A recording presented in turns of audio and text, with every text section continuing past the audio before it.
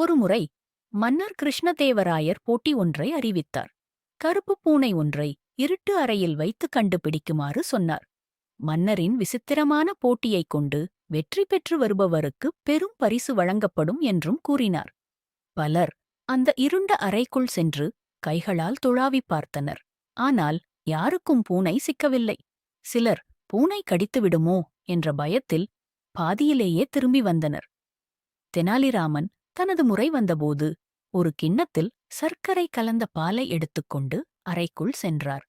பூனை இருக்கும் திசையை நோக்கி மெதுவாக சுர் சுர் என்று சத்தம் எழுப்பினார். பாலின் வாசனையை நுகர்ந்த பூனை தானாகவே தெனாலிராமனிடம் வந்தது.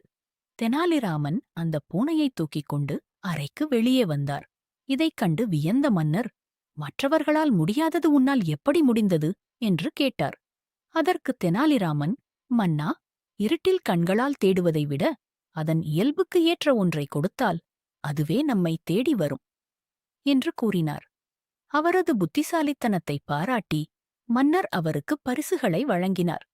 நீதி: எந்த ஒரு சிக்கலான பிரச்சனையையும் உடல் வலிமையால் தீர்ப்பதை விட புத்திசாலித்தனத்தால் எளிதாகத் தீர்க்கலாம்.